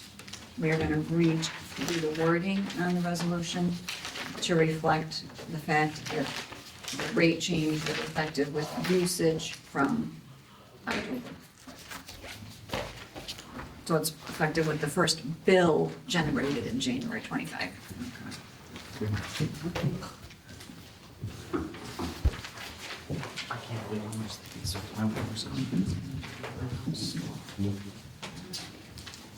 I said, I can't believe how much my water's gone. The guy who takes 7 minutes.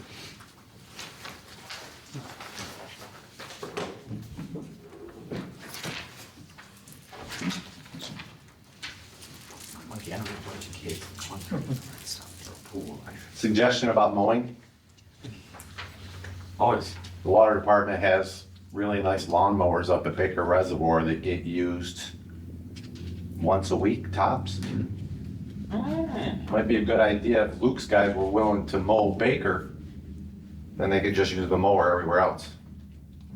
Because Paul Hummel, who's making $35, $36 an hour, riding around on a lawnmower mowing grass. When you could have him doing water plant operator stuff, because that's his job title. And I don't think he'd be disappointed about not having to mow. So, take that for what it's worth. Suggestion. Good idea.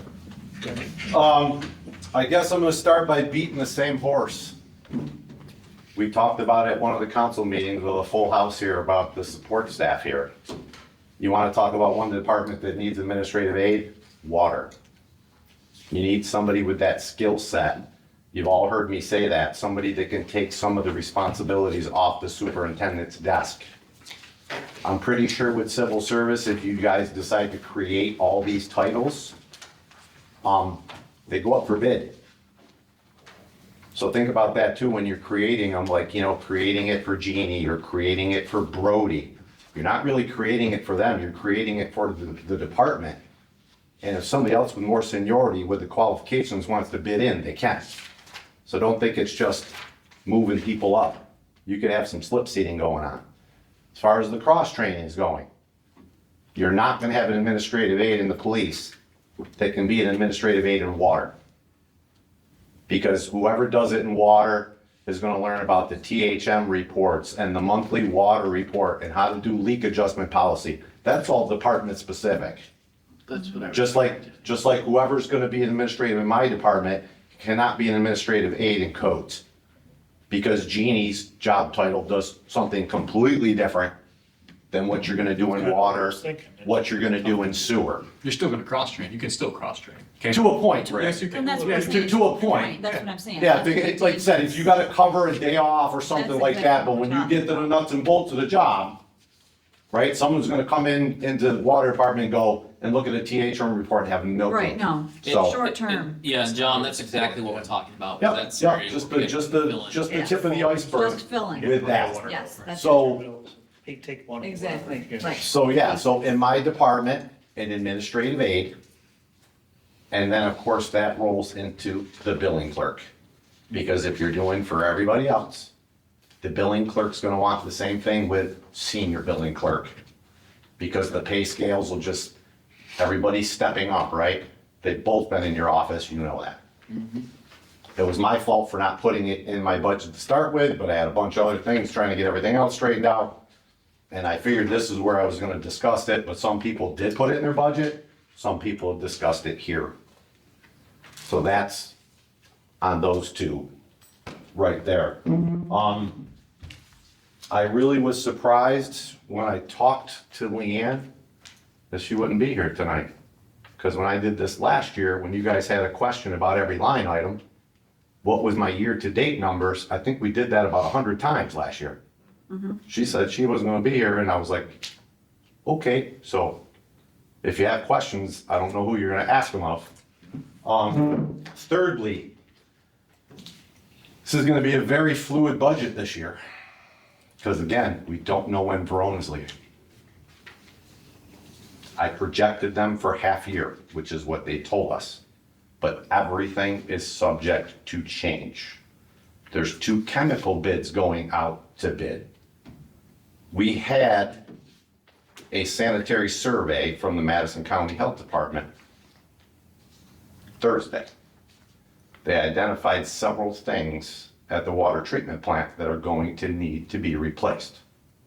I do not know the numbers on those, and they are not reflected in this budget. So me or somebody else is gonna be coming here asking for budget transfers to pay for things up there. Because everything in that plant is original to 1979. Every piece. Analyzers, chlorinators, everything. Nothing's been spent up there. Travis and the boys Frankenstein that place every single day to keep it running. So it's coming. You guys know this, we've had this conversation. These big things are coming. I'm glad I think I heard today, $5 million grant for the dam. That's good, it's good news. It's good news. Still gotta do a clear well up there. $2.5 million bucks. Well, that's what it was last time we knew about it, it's probably more. But there's $1 million for that too. That's still on standby, that is still there. Because I did do the letter to move it from Lake Street to Clearwell. So that is there, it's earmarked, it ain't ever going nowhere. So when we find out we have enough money, we can do that. So, I guess, any questions about my budget?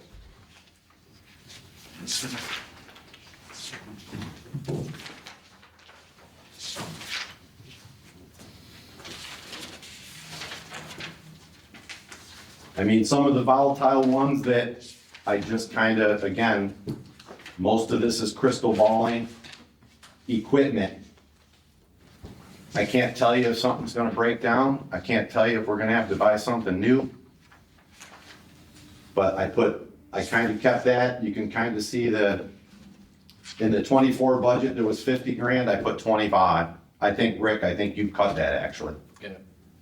So, I mean, I'll go right down the list. You want me to start with the revenues? Sure. So the big one there is the metered water sales. $3.695 million. Again, that's based off Verona and Durhamville gonna be here half a year. Reserves, 100 grand, it usually comes in right about that. You can see the 24 budget, 110, 7-year average, 113. Contracts, 32,680, those are pretty much set in stone. That's the money we get for babysitting like Munsville, Stockbridge. You know, we do certain things for them and they pay us. So that's what that money is. Stockbridge, Munsville maintenance, 15 grand. We did that last year. That's a revolving door. There's an expense and a revenue, so it's a wash. So that's nothing. The Marble Hill contract, $1,200. Service charges, again, that's an estimate. I can't tell you how many late fees we're gonna have. I just can only kind of go by the average. The 7-year average is 59,000. I budgeted 50,000 last year. I don't have Leanne here to tell me what my year-to-date number is. Penalties, same thing. I can't tell you how many penalties we're gonna have throughout the year. It depends on how well people pay their water bills. Sale of scrap, we usually always have that. Always either it's old fire hydrants, some pipe that we took out of the ground, something. Sale of equipment, same thing. We usually have some small things that we end up selling, but I can't tell you exactly how much. Again, that's an estimate. The inter-transfer from capital, $150,000. Leanne gave me that number. Do you guys have that on yours? Not as revenue. Yeah, revenue. Yeah, so that was like the last number she gave me, because, you know, there's numbers she has to supply me with. So that's one of the numbers she gave me. Transfer from sewer. Does everybody know how I get money from sewer department? So it goes back to Darlene, goes back to my meter reader guys. So sewer has no way of generating their own revenue. It all comes from my department. It's a percentage, right? Yep, percentage. So I bill them a percentage of everybody's time, parts, pieces, equipment, all my water meters, everything, because that's how they generate their revenue. So it tends to be about 100 grand. That goes up because obviously people make more money every year, yada, yada, yada. And transfer from hydrant, that's the hydrant fund. That's the hydrant tax that everybody pays. I keep a itemized list on how much time we spend on hydrants, and I take it out of that tax to pay for what my department spends on hydrants. So my guys keep a long list every time they maintenance or service a hydrant. Everybody involved, parts, pieces, equipment, I price it, whatever comes out. So again, that is also an estimate. We might not have one hydrant break next year. We could have 40. So that's why a lot of this stuff is very volatile. So you have, I don't have any amounts on some yeah, of these. so capital is 150, right? Let's maybe able to skip around. Interfund transfer from capital, 150,000. Okay. Then there was FEMA, that's 0, right? Yep, nothing there. Transfer from sewer was what? 100,000, And then 39,330 from hydrant. 40,000 I have in there. Oh, 40. Okay.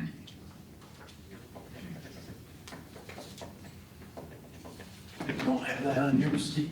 We have 39,330. What about the reserve? Do you have anything on the reserve? No?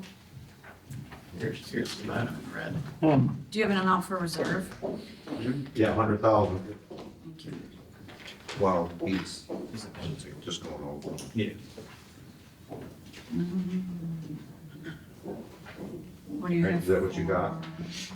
Interest on reserves, do you have anything on that line? No. Sales scrap, we have 2,000. Sale of equipment is nothing.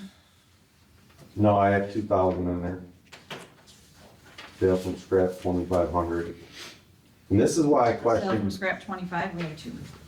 yeah, this is, and this is, I don't know what happened here because my numbers are different. Did we get this till the end before everything was already out? Or is this like an add-on right at the end? So, So then question, so right? that- Because I know that there were some what do things your that were left expenses out of the look like? budget. So. Are the expenses different too? Yeah, Can we have a copy of that? because my expenses, these are the two numbers I had. Yeah, they're different. Yep. Wait, 43.6, yep, they're different. This is what I had for a, this is what I had for a deficit, 138. On hers, it's 180. Yeah, For revenues. for the expenses are different too. Well, you wanna just go through your major Yeah. changes? And, we can get an updated one tomorrow. Yeah. I don't think we're gonna be playing around too much with water, so. You're not. No, we're not. Gonna be what it's gonna be, right? And the biggest question is just my water rates to close the hole. I sent it, I believe, to some of you, but you're right, Steve, we're right back to water pays for water. Yep. And I told you, a ton of it's gonna be very fluid. Yep. So to close the budget gap, No pun intended. when I, what's that? No pun intended. Yeah. But same way up the hill, the trash pays for trash. Yeah. So yeah, the new water rates, the minimum charge for 24 was $22. You raise it $1 to 23.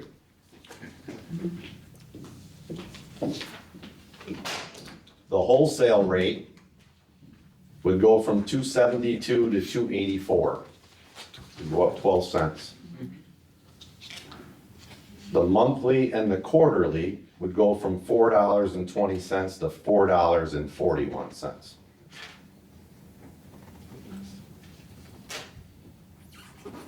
That would close that right there closes the number that Leanne had on that sheet, Okay. 180,000. So what's the the average quarterly bill will go up what? What would you estimate? Obviously, He'd say like $100 bill. No, the average four-member family should use about 17 units of water. 17 times 20 was $3.57. but then after we lose Verona, And you pay for the dam, that's what we've talked about. what would you rough estimate? Wow. 300,000 for them, We'd have to come up with, just for them. Yeah. Because I projected half of the 650, 350,000 gone, and whatever the payment ends up being on the dam, okay. which I estimate, We're already paying on an $8 million bond, yeah, and we got 5 million, so we're gonna have to borrow, what, another 4? 3, 4, don't know, 5? so speak to your city engineer, because all said and done, that dam's gonna be about $22 million. Okay. So, The bid came in, right, Tommy, the low bid came in at 17 and a half. right, It ain't gonna finish there. yeah. So 9, So basically, additional 9. double. So the payment on the 8 million is like 150. So if you add another 8 million. Yep. So you've got 300 and 150, that's $450,000. 300's for half the year? Yeah, because there's, so for the a sales full to year. Verona and Durhamville, about $630,000, $640,000. That's what we made in 23 off of them. Right, so full year. Full year is gone. 26 is gonna be a full year. Yes. So we're looking at $1 million just about. Now, do we have, Between the two things. Yeah.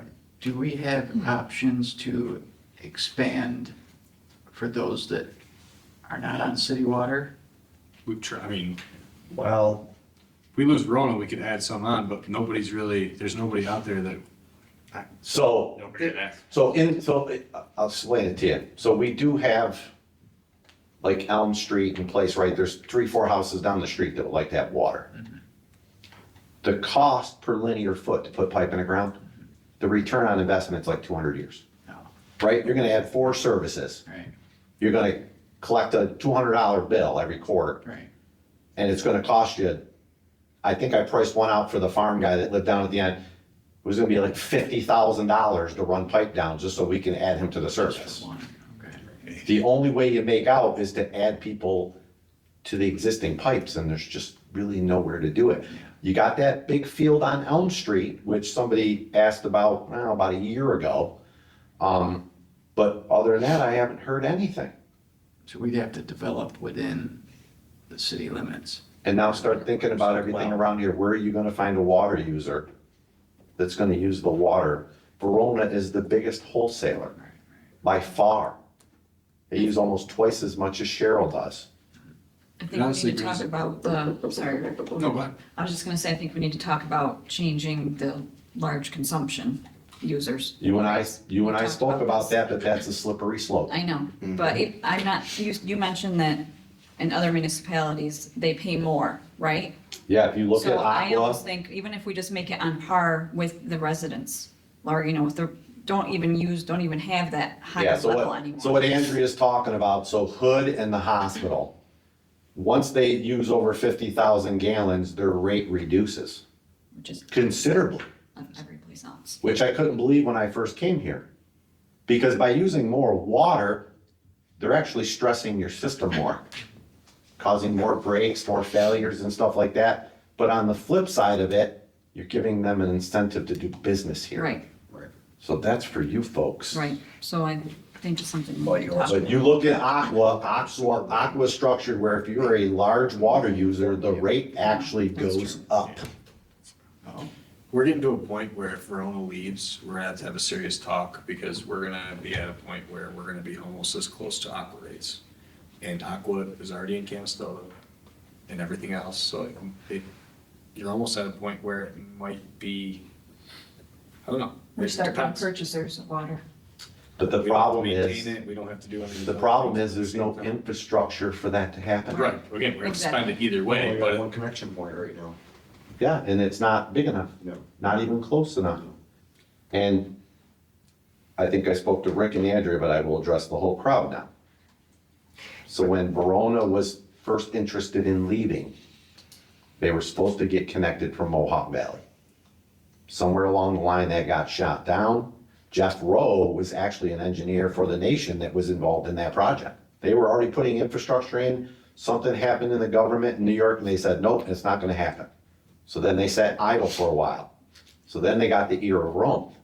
So they started talking about Rome. And when those two started having a mutual interest is when Oneida should have been at that table. Because they should have said, wait a minute, you guys are doing what? Because the design of that, they came down and they went under our transmission line to Durhamville. I was there, Tommy O'Haron was there when they put the pipe in. That's where the connection should have been made, where this community could have had the option to now purchase water instead of producing it, which would have a whole nother set of standards. You would have to get rid of your plant, the whole 9 yards. That's another whole big thing. But in order for that to happen, that pipe coming from Rome needed to be big enough to supply Verona and Durhamville and Oneida. But they only ran a 20-inch pipe. You can only get so much water through a pipe.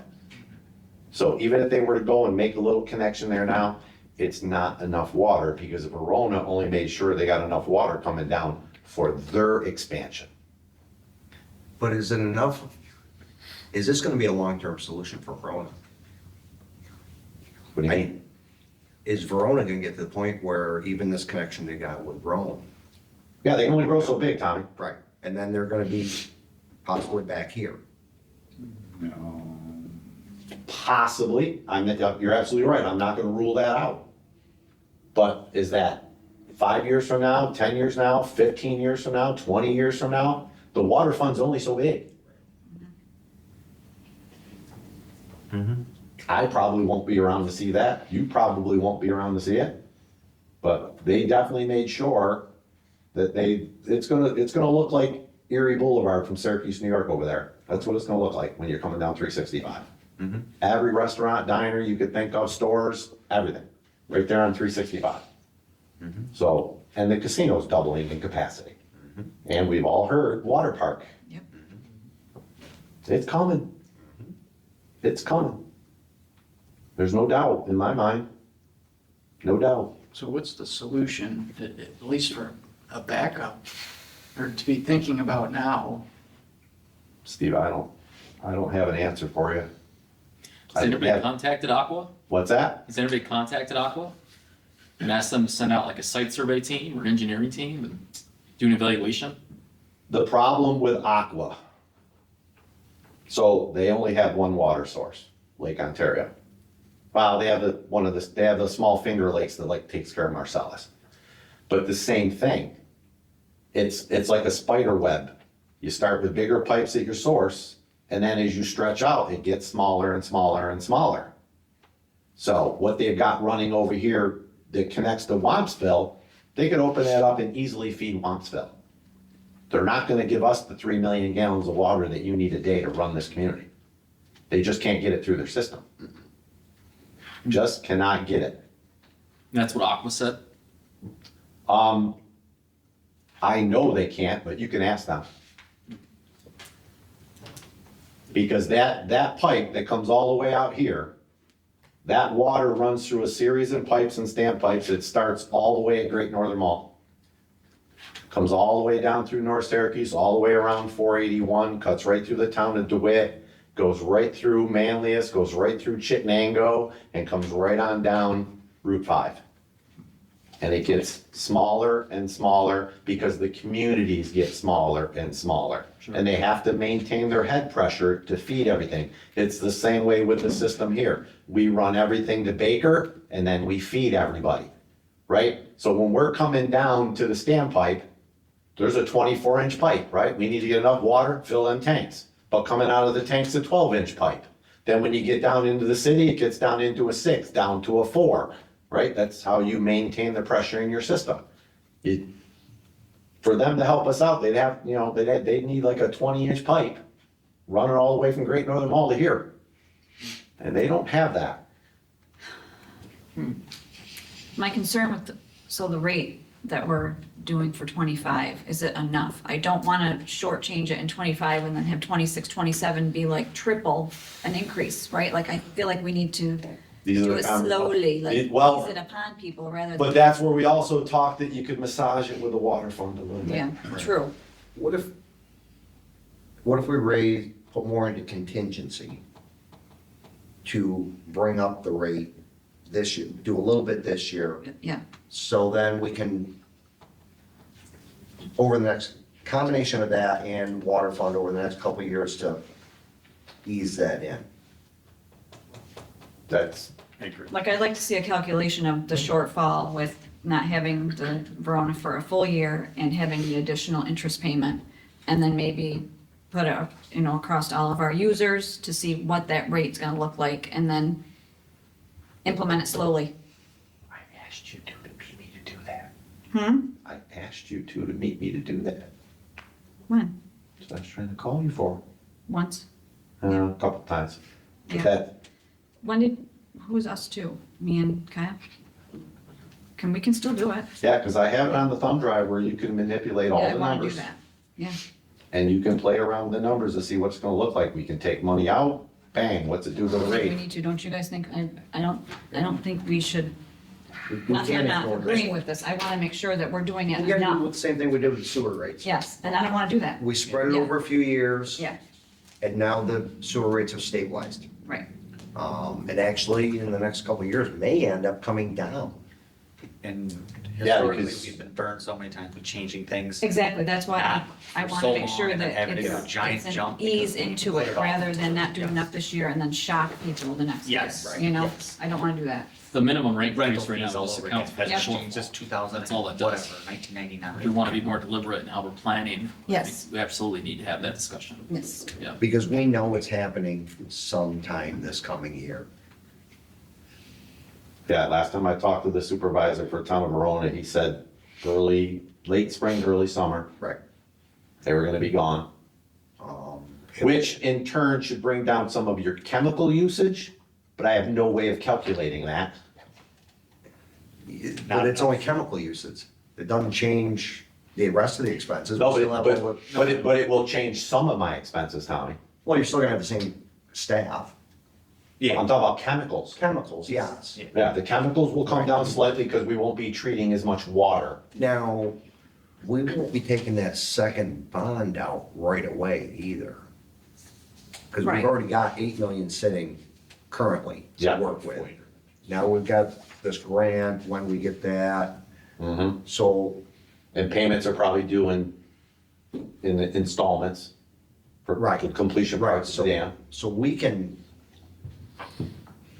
but it's also only, what, a 15-month project, 2-year project? I did not hear how long. I thought you said in March of 26. Yeah. So, So yeah, year and a half. year and a half, so we can work off the 8. We're still in 26, we're some point gonna be bonding. Right. So by 27, we're gonna have that next set of bond payments. But at least that's, there again, we're doing steps with this. We'll set up something before we leave tonight. That sound good? Absolutely, yeah. And If you don't mind, I'd like Absolutely. to be involved in that. absolutely. We can't have too many. I was just gonna say, because that's then it it's then. quorum. Right. Yeah, because I mean, yeah, you have to have a 3 or 4 year plan. Yeah. On what's gonna go on here and how you want it to look and kind of prepare the community for it too, so they know what's coming. And then to make my life more miserable, because I was so busy sitting in that chair, the water withdrawal permit needs to be done by next week. Super a lot of work involved in that. The emergency response plan needs to be done soon. And we got hit with a complete audit from the EPA. Saw that.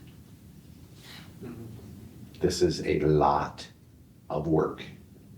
They're asking for everything. It's nothing we did wrong, it's just our time.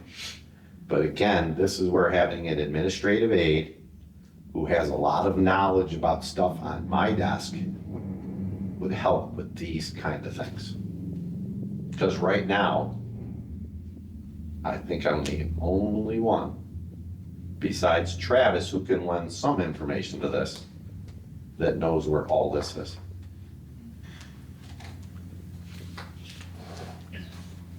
And I'm just part-time.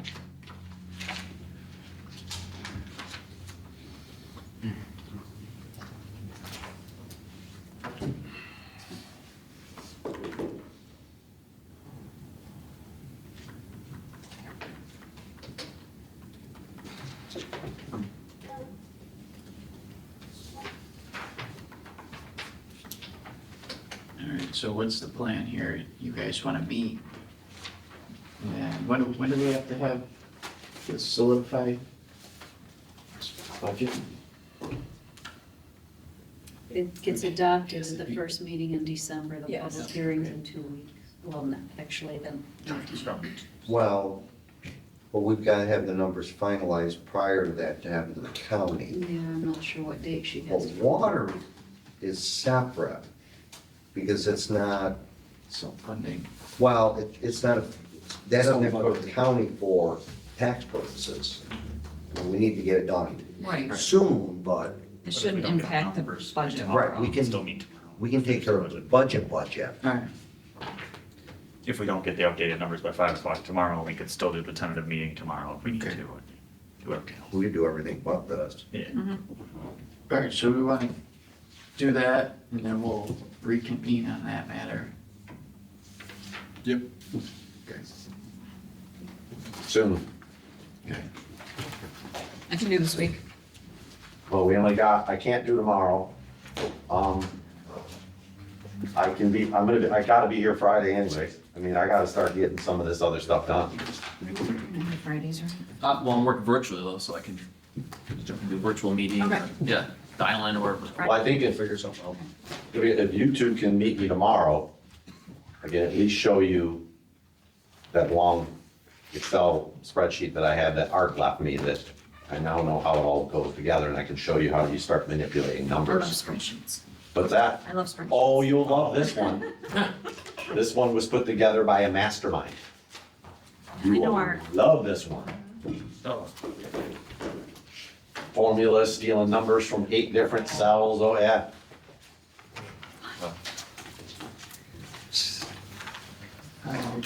Okay. Actually, Teach nerdy mother, she knows them all by heart.